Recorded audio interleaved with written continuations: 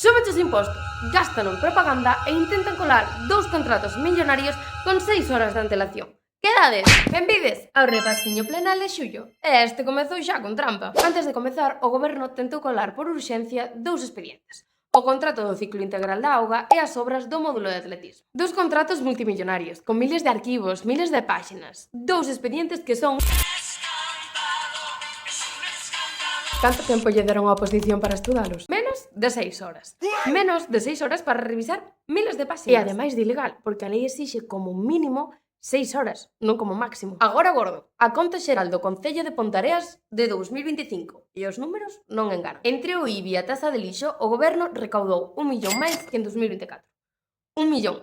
Cunha suba indiscriminada para os veciños sen ter en conta a progresividade fiscal ou quen máis contamina. Mentre lle suben os impostos á veciñanza, en que gastan? Case 170.000 euros en publicidade, propaganda e actos de representación. E 383.000 euros en festas.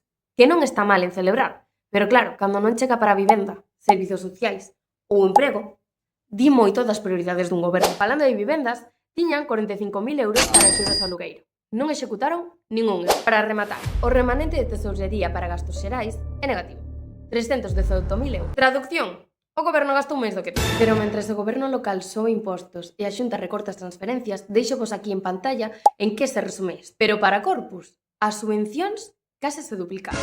De 50.000 pasamos a 90.000. As prioridades da Xunta tamén din moito. O PP presentou unha moción para pedir eleccións xerais contra o goberno de Sánchez por corrupción. Recibir leccións de ética por parte do PP é un máster en cinismo. Bárcena, Cifuentes, Coldo e aquí en Ponteareas o contrato de lixo FCC, onde a propia empresa redactou os seus pregos. Sinalar un político corrupto é un análise simplista.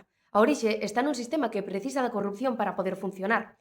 As mesmas empresas de sempre, FCC, Acciona, gañan contratos multimillonarios, financian campañas e volven a gañar contratos. É un escándalo tras escándalo. E a corrupción non se combate cunha moción oportunista do PP, combátese rachando co sistema que o alimenta.